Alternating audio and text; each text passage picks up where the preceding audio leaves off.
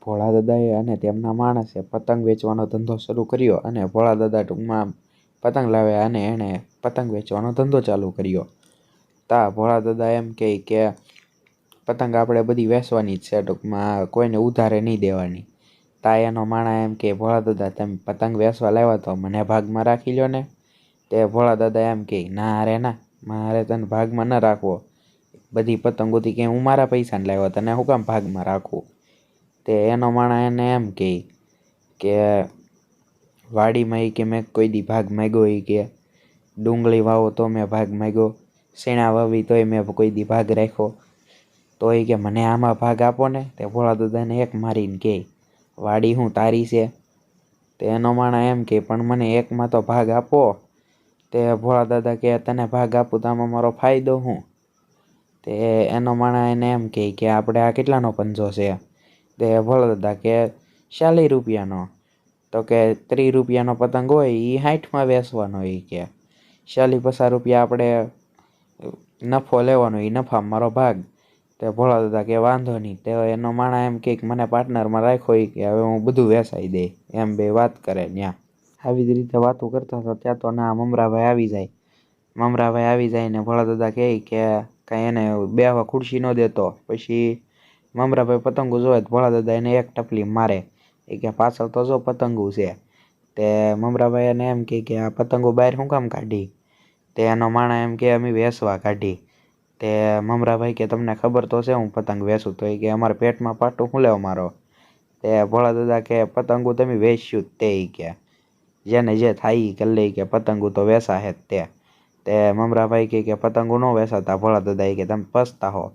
તો કે હું જોઉં લ્યો કે તમે ભોળા દાદા કેમ પતંગ વેચો અહીંયા ઊભો.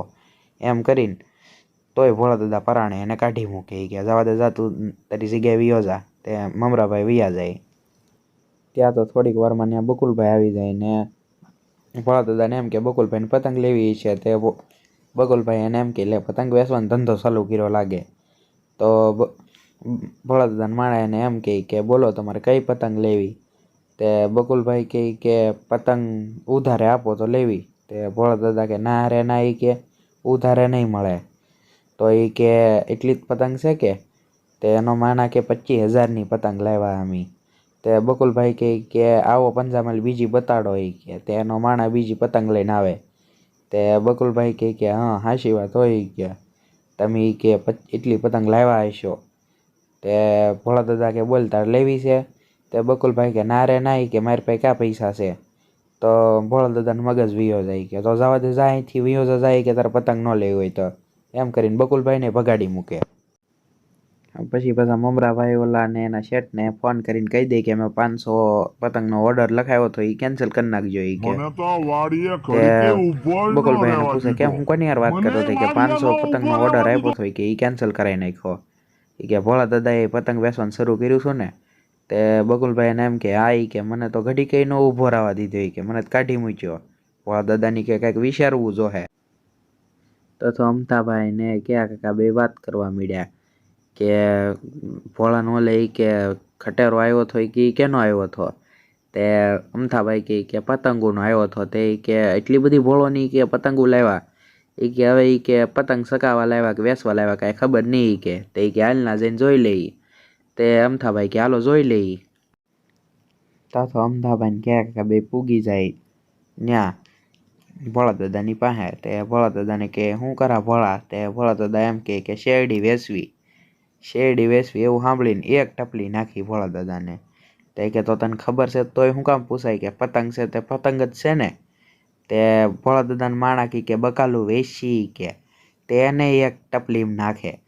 કે હરખાઈ વાત કરીને કે તે ભોળા દાદા તમારે પતંગ લેવી. ઓલા કે નહીં. કે તો હાલતા થાવ જવા લી. કે એમ કરીને એને કાઢી મૂકે.